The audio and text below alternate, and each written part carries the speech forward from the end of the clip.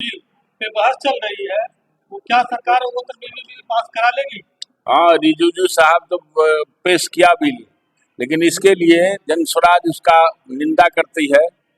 और जन आपके चैनल के माध्यम से अगर हो सके तो मोदी जी तक नीतीश जी और नायडू और रामविलास जी का लड़का जो है क्या पास? चिराग पासवान, और एक आदमी और 2 MP वाले हैं वहाँ के यूपी वाले, उनको ही मैसेज भेज दीजिए कि उनको क्या करना है। वो मुसलमानों के यहाँ जाएंगे वोट मांगने की नहीं, उनसे पूछिए। जन स्वराज तो सदाबहार पार्टी है, हमको कभी नहीं ये इस तरह का जोखिम लेना है, क्योंकि हम मुसलमान को अपने जन स्वराज भाइयों जितने हैं सभी मुसलमान भाइयों को गले लगाने के लिए हमारा दल का शुरुआत हुआ है। हम ही लोग करेंगे। इस वक्फ बोर्ड जब भी हमारी सरकार आएगी तो उसको हटा देंगे, उस कानून को संशोधन करके उसको हटा देंगे। तो नीतीश कुमार जी जो है मुसलमानों से मिल करके मुसलमानों का वोट लेकर के बिहार में राज करती रही। हाँ। और वो उल्टी मारे हुए थे, अभी तरमीमी बिल में वो सपोर्ट कर रहे हैं जैसा कि मालूम हुआ है। तो इसलिए ना आपको कहे हैं कि उनको ना निर्णय लेना चाहिए।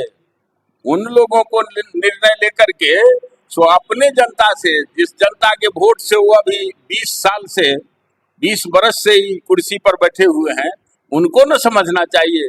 नायडू बाबू जो उनका सरकार का बैसाखी बने हुए हैं दोनों तरफ से, तीनों आदमी, उनको न समझना चाहिए। हम तो अभी नए नवीले हैं, फिर भी हमारा जन स्वराज जितने भी हमारे दल के आदरणीय प्रशांत किशोर जी से लेकर के हम छोटे कार्यकर्ता तक सब इसके विरोध में है।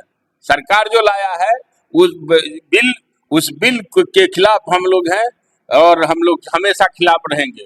हो सकता है जरूरत पड़ेगा तो रोड पर भी हम लोग उतरने के लिए तैयार। नीतीश कुमार जी अगर उसकी सपोर्ट कर देते हैं वक्त तरमीमी बिल का, तो क्या मुसलमान आगामी चुनाव में नीतीश का साथ देगा या नहीं देगा? वो तो मतदाता भाई अगर इस तरह से रहते, अगर समझदार हो जाएंगे आज, तो कल ही भविष्य बदल जाएगा इसका, देश का। इसलिए कि वो आज 11 साल तो हो गया उसको भी, मोदी जी को, लेकिन उन्होंने इसी तरह का काम करते आए हैं ताकि लोगों में भ्रम पैदा करें, मुसलमानों में भ्रम पैदा करें।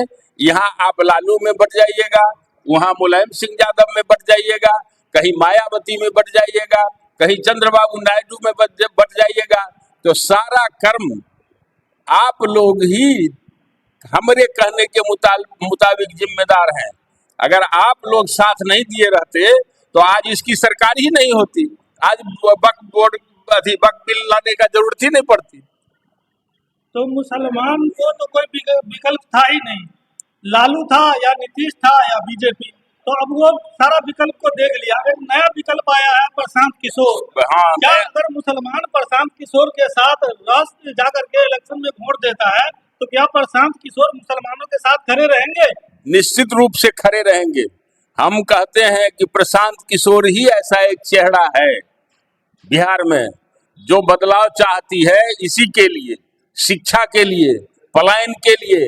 आज हमारे प्रशांत जी नारा दिए पलायन रोको, तो आज देखते हैं बड़े बड़े लीडरों को पद यात्रा के माध्यम से कहता है कि हम पलायन रोकेंगे। इतना दिन 78 साल से आप क्या कर रहे थे? भोज खा रहे थे कहीं? काहे नहीं आपका जो सिपह सलार या जो करता धरता से क्यों नहीं किया, क्यों नहीं रोका? उसको भी रोकना चाहिए था। आज अगर मुसलमानों को हमारे आपके चैनल से हम मैसेज देना चाहते हैं कि आज भी मौका है, भी बदल जाइए और प्रशांत किशोर जी का हाथ को मजबूत कीजिए। देखिए हम लोग ईंट से ईंट बजा देंगे, कहीं किसी का कुछ नहीं चलने वाला है। तो मुसलमानों का कहना ये है कि अगर हम प्रशांत किशोर जी को वोट देते हैं और उनकी सरकार बन जाती है तो कहीं ऐसा न हो कि नीतीश कुमार की तरह वो अल्टी पल्टी मारने लगे। नहीं, ऐसा तो नहीं लगता है। भविष्य का बात हम तो कोनो आप लोगों की तरह हम अनुमान लगाया जा सकता है। नहीं, अनुमान, ऐसा झूठा अनुमान कैसे लगावेंगे? हमारी सरकार एक बात बुझिए कि हमको ये बात बोलने का जरूरत ही नहीं है। हमको तो अभी जुम्मा 8 दिन हुआ है, हम नए कार्यक्रम को लेकर के नया बिहार बनाने के लिए, नया विकल्प खोजने के लिए हम आपके पास आ रहे हैं। तो हमारा तो आपसे लेना देना है। देखिए तो आजमा लीजिए। आप इतना दिन तक दूसरे को, माने 35 वर्ष हो गया सरकार में, कभी जंगल राज तो कहीं अमंगल राज, ये सब होता रहा। तो उस दिन तक जब नहीं हुआ तो कम से कम मेरे लिए एक पंचवर्षीय इंतजार कीजिए। लेकिन जितना हमारा आदरणीय प्रशांत जी जितनी भी बात बोले हैं, अब आप चैनल के माध्यम से ऐसे पत्रकार सम्मेलन बुला करके या जैसे भी, तो कभी भी इस तरह का बात में हम आपके साथ हैं। हम आपका साथ मुझे चाहिए। मेरी सरकार बनेगी तो इस सारा समस्या का समाधान उसी दिन हो जाएगा। मुसलमानों में एक और चर्चा देख रहे हैं कि मुसलमानों में एक चर्चा आ रही है कि प्रशांत किशोर को बीजेपी लाया वोट काटने के लिए।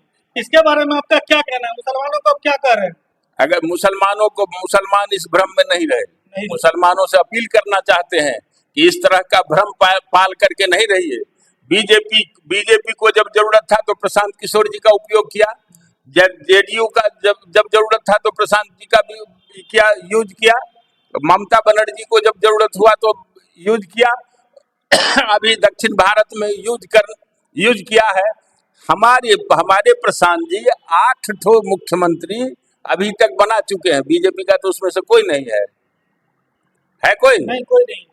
तब बीजेपी का कोई नहीं है तो कैसे भी टीम बना करके, कौन कहने वाले ऐसे हैं उनको आप अपने चैनल से उसके मुंह पर जवाब दीजिए कि ऐसा कभी नहीं होगा। कभी नहीं। हम भी सेकुलर आदमी हैं। हम 42 साल कांग्रेस में रह करके झोड़ा ढो करके यहाँ आए हैं, तो हम इतना दिन हुआ ही नहीं, आज कैसे बदल जाएगा? हम लोग सेकुलर हैं, सेकुलरिज्म पर भरोसा रखते हैं और उसी तरह से ये समाज चलेगा। कोई भी कितना बांटने का कोशिश करेगा, ये समाज बट नहीं सकता है। ये हिंदुस्तान, ये भारतवर्ष है। यहाँ कितना भी बादशाह और अंग्रेज सब आकर के यहाँ चूस करके गया, लेकिन फिर भी भारत है। अखंड भारत का चाहते हैं हम लोग। अखंडता में एकता है। इसी को मद्देनजर रखते हुए हम आप तमाम मुसलमान भाइयों से अपील करेंगे कि उस पर नहीं ध्यान दे करके मेरे साथ आइए, प्रशांत किशोर के साथ आइए। प्रशांत किशोर प्रशांत किशोर को भी मौका देके देखा जाए कि मुसलमान के साथ रहते हैं या नहीं रहते। हाँ, पक्का। चलिए, बहुत बहुत शुक्रिया सर, धन्यवाद।